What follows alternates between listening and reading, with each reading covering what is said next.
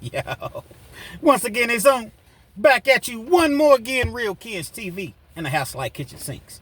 And before I get into today's story, if you will, y'all jump in the comment section. Let me know where you're chiming in from. Lexington, Kentucky. Let me know your city, your state, your hood, your set, whatever it may be that you're representing, and let us know if you're the man or the woman that you say you be. You ever had a situation in life to where you reflect back and it's like, wow, how did I go wrong? Where did I go wrong? After all, things was just good, all good just a week ago. Now here it is, I find myself in this predicament. I'll give you a prime example. You got a lovely couple. From the outside looking in, it appeared as though they were a lovely couple. You got Veronica and you got Phil. They had been together for 5 or 6 years. And actually, they had been married 5 or 6 years. They had been together like 10, 11 years. They had a anniversary party. Just celebrating the fact that they had been together. So I want to say it was actually 5 years. 5-year anniversary. They had a party. Invite only. Closest friends, family, things of that nature. They planned for this party. Costs a lot of money. Anybody's ever had a party, you know that it gets costly. They had food, they had the live DJ, they had the liquor, they had, everything was the decorations. It was a, it was a very, very nice venue, to say the least. They get to the party. Everybody's praising them. Everybody's having a good time. They're dancing. They're just, they're celebrating. Everybody's taking pictures, eating good. They got, good food that they had catered in or whatever. Just a beautiful evening, a lovely evening. They danced the night away. And everybody thought that they were so happy because it appeared that way. After that party, they ended up going to another party. It was like a club or something like that. A bunch of people went or whatever. And the night continued to be a beautiful night. At the end of the night, or actually towards the end of the night, Phil looked around and he doesn't see his wife anywhere. I wonder where my wife's at. It's not a big party. It's not a big club that they're in. So he circles around a couple times. Maybe she's in the bathroom or something like that. Doesn't want to try to call because it's so loud inside, so he steps outside. Y'all rock with me. Phil steps outside. He doesn't see his wife anywhere outside. Goes back in. As I mentioned, maybe she was in the bathroom. Still doesn't see his wife anywhere. Where's my wife at? He's not angry by any stretch of the imagination. Phil's a very laid back kind of guy, slow to anger. I never really seen the guy get mad, to be honest. Phil steps back outside, calls his wife. Phil's a black dude, probably 5'11". Got like a little baby fro or whatever. Dark skinned dude, not really, really dark, but a couple shades darker than me. Let's say caramel complected. He probably weighing in at about 215, 220. Wore a full beard. Cool dude, man. Laid back dude. Wouldn't bother us so. Wouldn't hurt us so. He's calling his wife. She not answering the phone. Man, where my baby at? Calls back again. She's still not answering the phone. What is the deal? What is going on? For some reason, there was a store right there beside the club that they were in. He walks over to the store, grabs something out of the store, whatever. Comes back out. Wifey had called him back. Damn, baby, where you at? I've been calling you. I'm out here with my friends. A couple of her friends had flown in from out of state, from out of town or whatnot. And they were leaving the next day. So, that was understandable. Okay, you outside with your friends or whatever. At that particular juncture, Veronica, she didn't know that her hubby was outside. The way that the store was positioned is like he could see the club parking lot, but it would be kind of difficult to see him. He looks up and he sees his wife getting out of this truck. This black truck, dark tinted windows. Well, that's odd. Because the friends that flew in from out of town, they were driving a rental, and it wasn't a big black truck with dark tinted windows. He sees her getting out of the truck, as I mentioned. He doesn't say a word. She walks back inside of the club. He goes inside of the club. He's trying to see exactly who's in the truck, but it's very difficult because it's dark. Can't see anything. Goes back inside of the club. They stay for another 20, 30 minutes or so, and then they leave. They're going home. Really feel some type of way about the situation. He's wondering, like, who was in that truck? But he doesn't want to spoil the evening. 5-year anniversary. He doesn't want to spoil that. He doesn't want to get into any sort of arguments or anything of the sorts, because he didn't want to spoil the evening once again. They almost make it home, and finally Phil just can't take it anymore. He's like, "Hey, baby, when I couldn't reach you, I had, went outside to, see if you were outside anywhere or whatever the case may be, and I didn't see you, and I walked over to the store to grab me something out of the store, and you said that you was outside talking to your friends, knowing that they had to leave back out of town the next day, but I seen you getting out of this black truck. You could have tell me, who you were in the truck with?" She was stunned. She didn't really know what to say initially. That was my friend. After my girls left, I seen him and I jumped in the car, and because he told me to jump in, and I just jumped in, and we were just in the car talking briefly. It wasn't anything like that. It was just my childhood friend. We grew up together. Oh yeah. So you feel compelled to jump in a truck with him? I had been calling you. I had been trying to reach out, and why didn't you tell me you was going outside? I mean, what, I gotta tell you everything I do now? Now the defense, now she's becoming combative, defensive. I didn't know I had to tell you everything. I didn't know you was my daddy. I could swear my daddy was...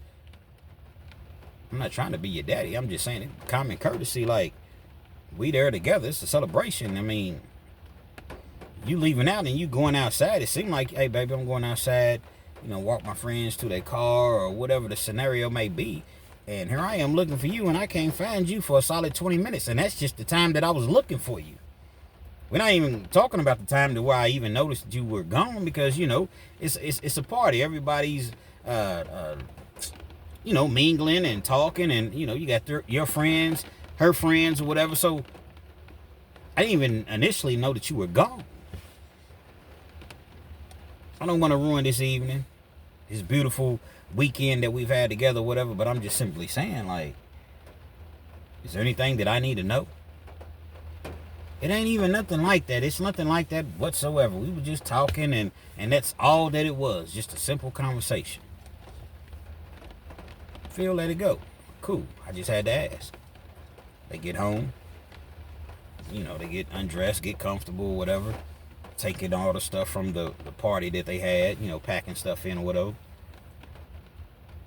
And everything appeared to be cool. Something went left, though. She said something to Phil that Phil didn't like. And it instantly turned into a disagreement. And then that disagreement instantly turned into an actual argument. Two begin to argue. See, that's the thing. When you arguing and there's alcohol involved, it's never, ever a good thing. She been drinking, he been drinking. They weren't just, belligerently drunk or anything.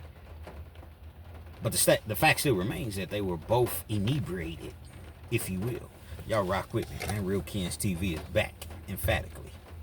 Tell a friend to tell a friend.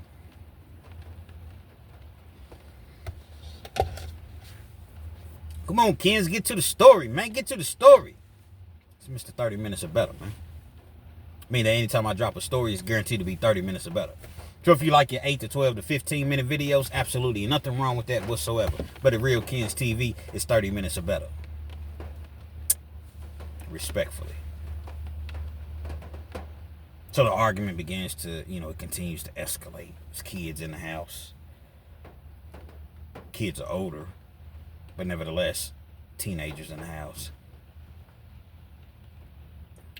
Something that started out so beautiful, something that started out just so lovely, had just turned into something that was extremely potentially violent. Phil goes on to tell me, because I wasn't there, obviously, Phil goes on to tell me that she was running her mouth. And he tells her, you say another word, I'm going to slap you in your mouth. Say another word, and I'm going to come over and slap you right in your mouth. Phil also went on to say that she liked to be talked to like that. He was like, man, I ain't never put my hands on her. I would never put my hands on her. But she was just one of those type of women that she wanted you to, she was going to, if you were treating her kind in certain situations, she's going to keep pushing the envelope. Think you a pushover. So Phil says sometimes I had to, I had to bass. I had to raise my voice sometimes. Shut the fuck up. Say another word. But again, Phil said that he never put his hands on her and he never would. This particular night, or morning rather, because at this point it's probably 3 o'clock in the morning. This particular morning, I guess that wasn't the time to where she wanted to be based like that. And she was like, nigga, what? Huh? You gonna do what? Who that? Say they won't do that. Run up your wheel and get your ass whooped blue black. You gonna do what to me? Phil said he was confused at that point. She got up, jumped in her closet, pulled her gun out, put the little clip in or whatever. You gonna do what? Phil said that he's just looking at her like, man, you better put that up, man. For real, put that up for something, accidentally happens. Again, the two had been drinking. Now, you said you was gonna slap me. Slap me now. You said you was gonna slap me. And she got the gun in her hand. You said you was gonna slap me. Slap me now. Boom. Gun goes off. Gun goes off. One shot. Loud. Kids come running down the stairs. Teenagers, they come running down the stairs. Phil had been shot in his chest. It's like his upper chest. It wasn't like in the middle or whatever, but it's never good to be shot anywhere, let alone your chest. Phil had been shot. While she was doing all that, you said, the gun went off. She didn't mean to shoot him. But at the same time, when you point a gun at a person, anything can happen. Understand that. When you pull that thing, that's why a lot of people say, I'm not going to pull mine out unless I'm about to use it. Because anything can happen. Police is called. Well, 911 is called, rather. The ambulance or whatever. They get the ambulance out there. They rush Phil to the hospital. It's crucial. They don't know if Phil's going to make it or not. They get him there. While Phil's in surgery, guess who they want to talk to? Guess who the detectives want to talk to? Veronica.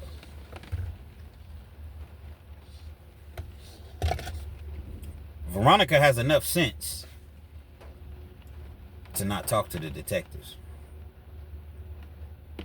I have nothing to hide, but I feel most comfortable talking to you all with my attorney. See, a lot of times the detectives, they want to get you in a trick bag, get you in a room. We know this, we know that. We're giving you an opportunity to tell your story. No, they're giving you an opportunity to dig a deeper hole, whatever hole that you're already in, even if you're not in a hole. By the time you get done talking to them, you're going to be in a deep hole that oftentimes you can't get out of. Veronica had watched a whole lot of First 48. She had 4 brothers. It was all in the street game. So she already knew not to talk to the police. I feel most comfortable, I don't feel comfortable talking to you all without my attorney. Once you tell the police that, it's a wrap. Unless you just voluntarily keep speaking. Once you say you want an attorney, So they couldn't do anything. She's on the hit list. She's on the suspect list. He can't talk for himself. He's in surgery. How did this man just miraculously get shot? Goes to surgery, pulls through, whatever. A few days later, detectives show up at the hospital. They want to speak with Phil. They want to speak with Phil and find out exactly what the scenario was, what happened. Phil tells the police. Now, Phil had been in trouble with the police one time. It was one of those things where he got in an accident and nobody was hurt, but he got in an accident. He had been drinking, so he left the scene of the crime. They ended up finding out who he was. They hit him. They charged him with, I believe, hit and run, felony hit and run, and he had a felony on his record. Phil wasn't a criminal by any stretch of the imagination besides that one incident. Phil tells the police, "I accidentally shot myself." You shot yourself? Yeah, I had the gun. I was trying, not even understanding that, bro, you're putting yourself, you're a felon. You're not supposed to have a gun by any stretch of the imagination. That's why you don't talk to the police. So you telling the police that you shot yourself, meaning that you had the gun. Well, I had the gun because I was trying to, it was laying out, and I'm not really familiar with guns like that, so I grabbed it and I went to, I was trying to put it up or whatever the case may be, and I incidentally shot myself. Detectives is not buying that story by any stretch of the imagination. They tell the prosecution what's going on as far as, the interview that they had with Phil, and prosecution determines that Veronica shot him. They got forensics. They know a lot of things that we don't think that they know. If you had the gun and you had it this close to you, then the trajectory and the way that the bullet lodged into your chest, and they know these things. They knew that, whoever shot this gun, fired this gun, was approximately 6, 7, 8 feet away from you. How you gonna shoot yourself? You got to have some long, long, long arms, brother. You didn't shoot yourself. The fact of the matter is, WIFEY shot you. Veronica shot you. We know this. You're the victim. Tell us what happened. Because once this leaves this room right here, and we give it to the DA, we're out of it, brother. Ain't nothing we can do. We can't help you. Tell us what happened. We want to know. We know she shot you. Let us know what happened. That's how them detectives talk to you in the interrogation room, man.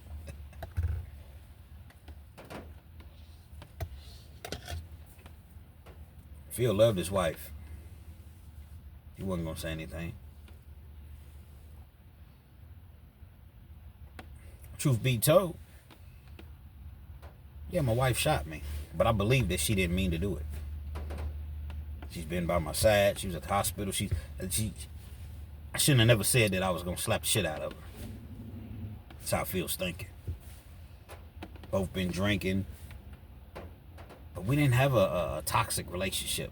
We didn't have a tumultuous relationship. We didn't, every blue moon we may get into it, but most part we was fine. I never put my hands on her. She never put her hands on me. Like we didn't have any violence. We didn't have anything of the sorts. Remember what I said? She was good, just, all good rather just a week ago. Live in a Commonwealth state, Kentucky. Commonwealth will pick up the charges. Don't matter if I don't want to press charges. That's not the way that it works here.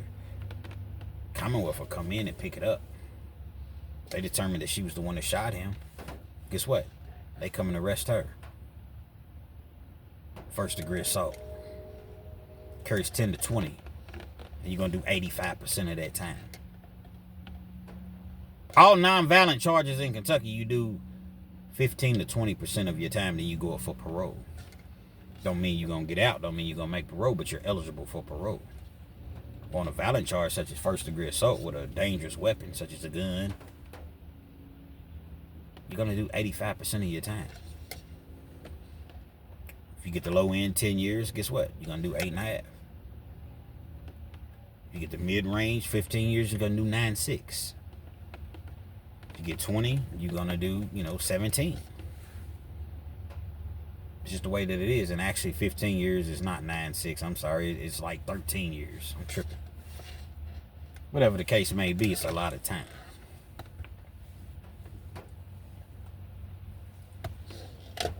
They got her in jail. Family rallies around, gets her out. Bond is like 10 G's, 10,000. Ain't no bail bondsmen here.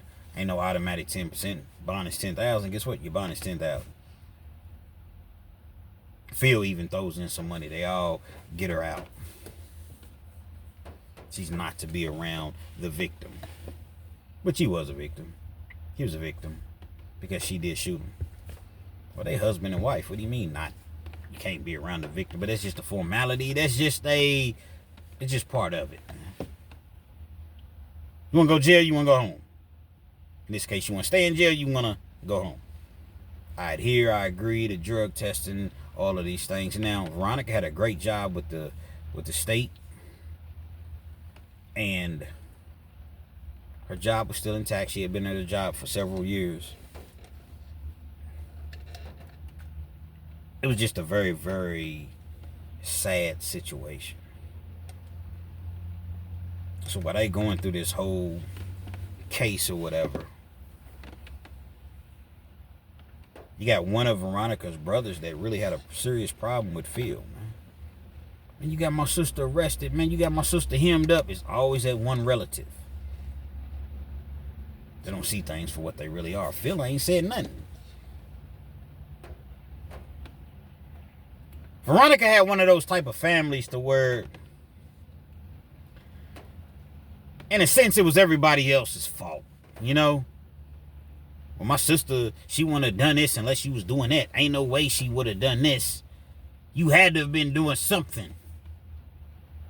No accountability. No sort of just open-mindedness. No, just automatically it's everybody else's fault.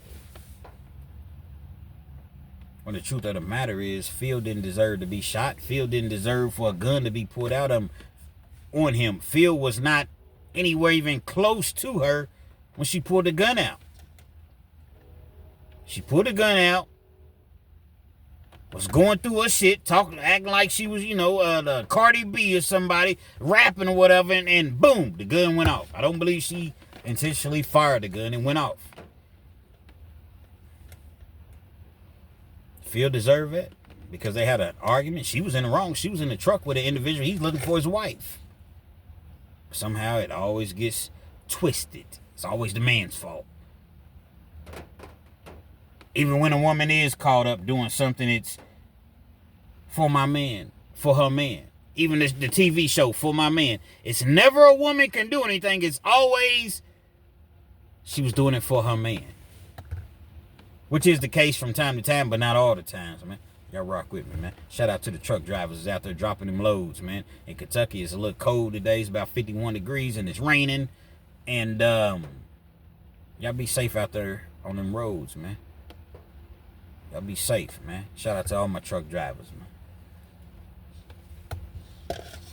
And for the truck drivers, and Amazon orders, Amazon Primes, all them joints, they ain't coming in. You ain't gonna get them. If you do, it's not gonna be nowhere. It's gonna take a long time. Salute to the truck drivers.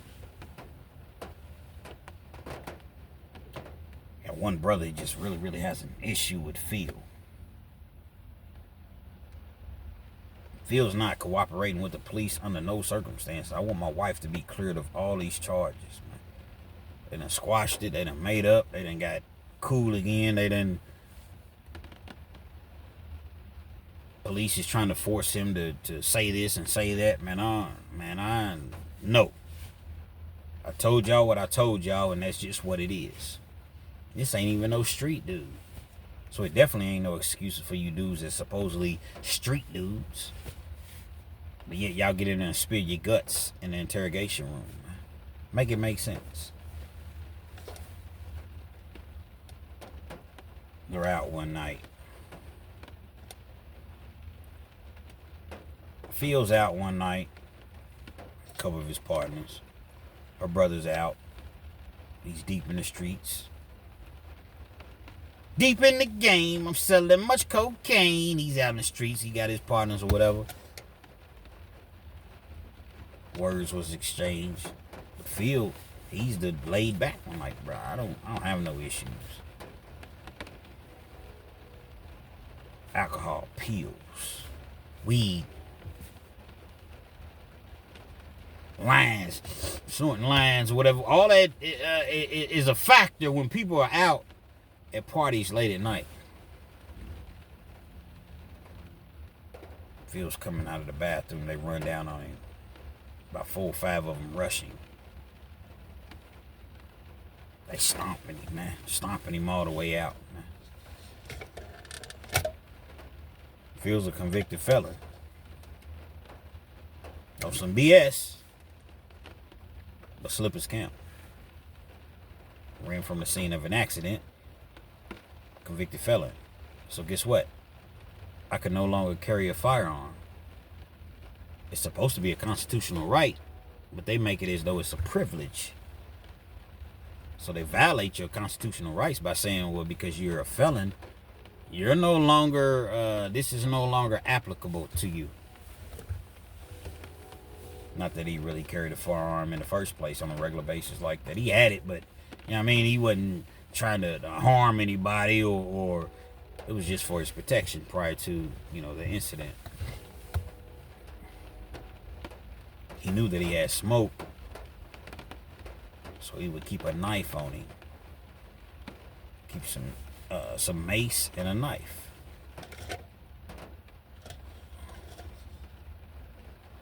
They beating him up. It's 4 or 5 dudes. They stomping him. They get him to the ground. He got this knife on him that he essentially snuck into the club, because if they had seen that, they wouldn't have allowed him to bring this knife into the club. He was able to get to the knife. He reaches up and catches somebody. I mean, they stomping him all the way out. He catches somebody right here in like the neck area.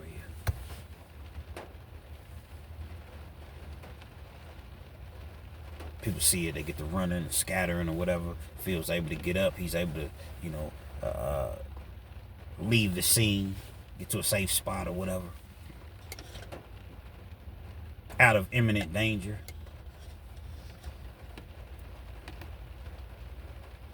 Police come. Ambulance is called or whatever. The individual that he catches, his brother-in-law. Veronica's brother, youngest brother. He don't make it, unalived. So I want you all to put this into context. I want you all to really, really understand what I'm saying, because I always try to paint a picture for you all. Veronica's husband, Phil, unalives her youngest brother with a knife in the club. Police get to doing their investigations, get to, you know, looking at the cameras, and they see what happened. They want to talk to Phil. For whatever reason, Phil feels the desire to talk to the police without an attorney. Once again. Twist his words around, make it seem like he had other options. How do you have other options? You got 4 or 5 dudes on top of you, beating the brakes off of you, stomping you, kicking you, whatever. They get down while you on the ground, and they in the mud with you, and they... What other options did I have? I'll wait. If somebody can jump in the comment section and legitimately tell me, what other options did this young man have?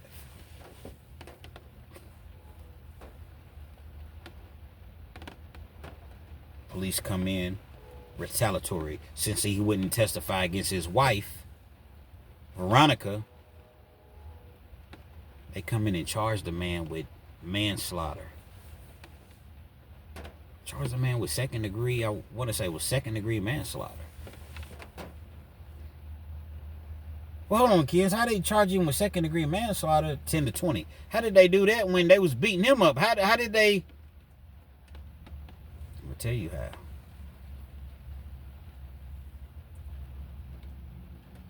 In the state of Kentucky, in the Commonwealth of Kentucky, don't know how it is anywhere else. The only place I've ever lived, I've been to other places, but I never lived outside of Kentucky. If you're a convicted felon, right? Not only can you not possess a firearm, you can't have anything that essentially could take your life. You can have a knife, but it must be the blade must be less than 3 inches. Dangerous weapons, that's what it's called. I almost caught a charge one time. I had some nunchucks. I was cold with the nunchucks. I get caught in a car. I didn't even know I was police. I ran across a cool police officer, man. He could have hit me with having a deadly weapon. Brass knuckles, deadly weapon. You're a felon. You can't have none of that in Kentucky. You can have a taser. You can have something that, some bear spray, some mace. But anything that could unalive you is considered a deadly weapon. Well, the knife that he had was like 4 inches, the blade opposed to 3. They automatically had a case on me. You're in possession of a deadly weapon, regardless of whatever the case may be. I go through my Ric Flair every once in a while, whatever it may be.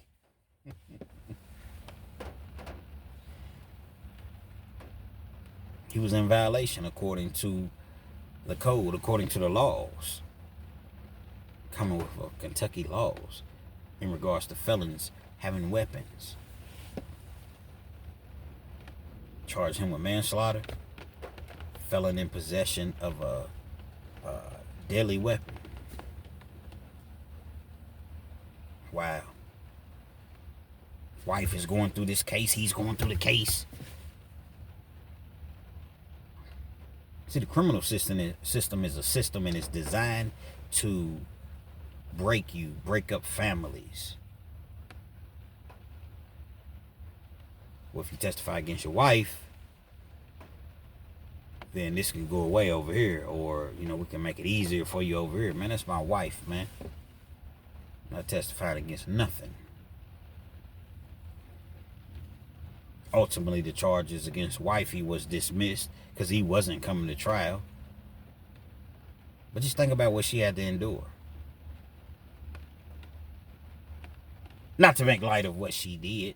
Let's not get it misconstrued. She was dead wrong for even pulling that gun out. So she probably deserved what she got. She lost her job.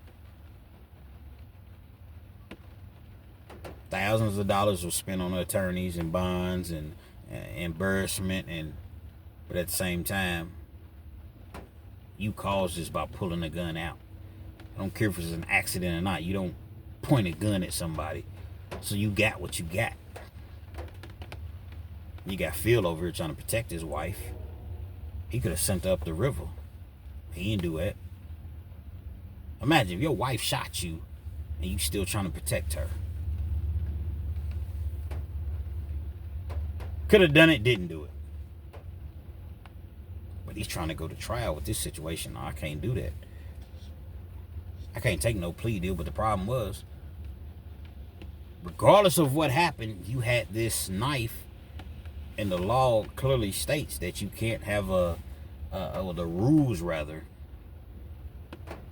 Because when you get out on parole, or rather you're on parole, or it's like a contract that you sign once you're a felon.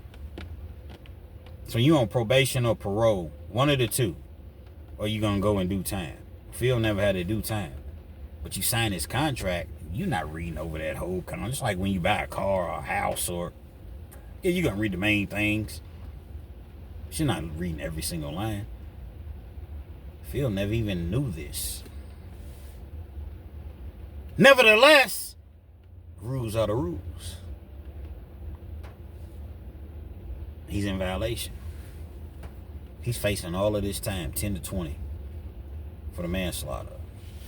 Felon in possession of a deadly weapon. Another 10 years, 5 to 10. All I was doing was protecting myself, man. Dudes was kicking me and beating me, and I wasn't trying to. I just grabbed. I was able to get to it, and not, whoever got it.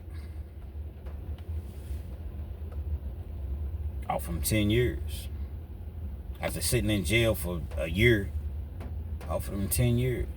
A regular 10 years, meaning that he would do 20% of his time and then go see the parole board, and they would amend the charges down, dismiss the slaughter charge, or whatever charges was dismissed. I don't know which ones they dismissed and kept or whatever, but 10 years was the plea deal. Didn't want to take it. Got it all the way down to 8 years. Well, not all the way, but he got it down to 8 years, and he had to end up taking 8 years because it was about to go to trial. Prosecution clearly didn't want to go to trial.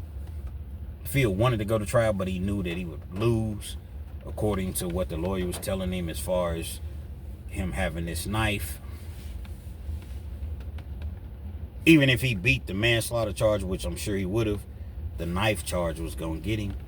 Then they could have hit him with a sentence enhancement, which is double jeopardy. But the fact that he was already a felon, so that 5 to 10 that he was facing, now that's going to jump up to 10 to 20. So in all best interest, he took the 8 years out for plea. I don't say nothing. I'm not admitting guilt, but I'm saying y'all have enough to convict me. Took 8 years. Going for parole is slightly less than 2. I think you do 19 months on an 8-year sentence, and then you go for parole. That's considered a violent charge, even though he don't have a violent bone in his body. He goes up for parole. They essentially serve him out. Come back and see us in 24 months. Taking all these classes, and classes like give you good time, knocks time off your sentence or whatever. He does the 24 months. He ain't have nothing but like 9 more months left. He does the 9 months, and he ends up getting out. When he comes home, wifey done moved on. And guess who wifey was with? Guess who wifey was with when he came home?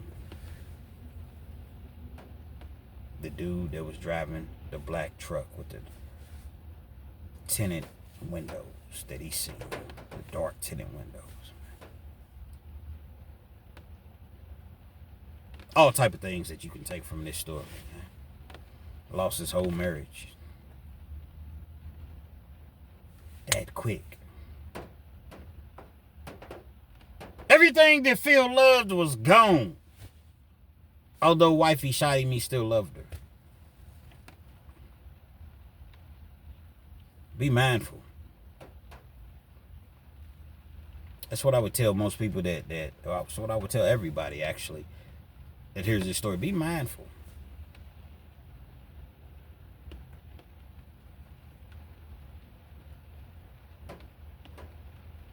Think if he had just walked away. Just think if he had just... But in his mind, I love this woman so much. But it's just one problem. Evidently, she didn't love you the way that you loved her. Because at the end of the day, she caused all of this.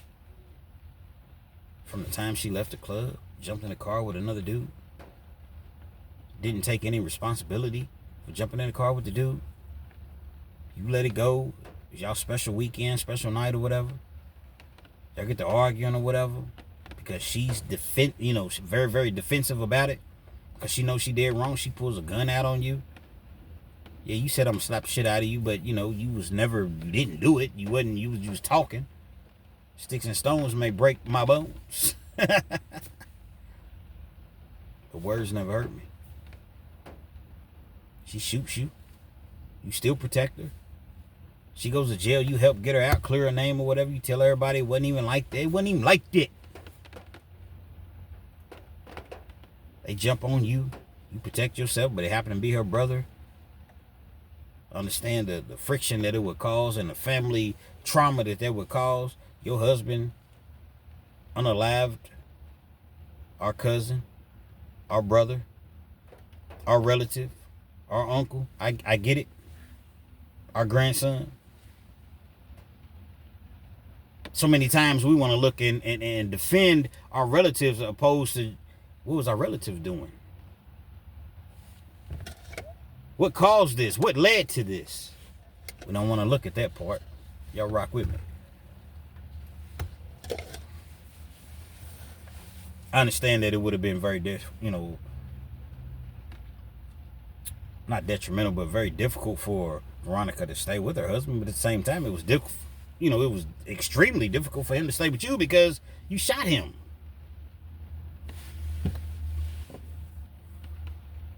Whatever the case may be, she went on to be with dude that was in the black truck. And guess who dude in the black truck was all along? Her ex. When you see the signs, pay attention to the signs. When you see the signs, pay attention to the signs. Dudes have intuition just as well. Pay attention to the signs. I'm not making this a dude thing because we're going to flip it. Vice versa. This could have easily been, the opposite. Whatever the case may be, pay attention to your intuition, man. Because now you out here messed around, 2-time felon, having a hard time getting around or whatever. She living her best life with her ex, doing what they do, man. And if it wasn't for you, she'd be in the penitentiary for at least 10, 15 years. But you kept it real. So I guess this will be a classic case of when keeping it real goes wrong. Real Kens TV. Hopefully you like the video. Feel free to comment, definitely share, subscribe to the channel. If you're not already subscribed, be sure to hit that post notification. So anytime I bring you this action and this heat, guess what? You're amongst the first to receive. And thank you, and I appreciate everybody that sent me out happy birthday wishes. Everybody that hit me on the Cash App, $KENZ1000, $KENZ1000. It was greatly appreciated. And I'm back, man. Real Kens TV, man. And I promise you, I never leave you again. Do you think I meant to hurt you? Huh? Do you think I meant to hurt you? Real Kens TV, we out.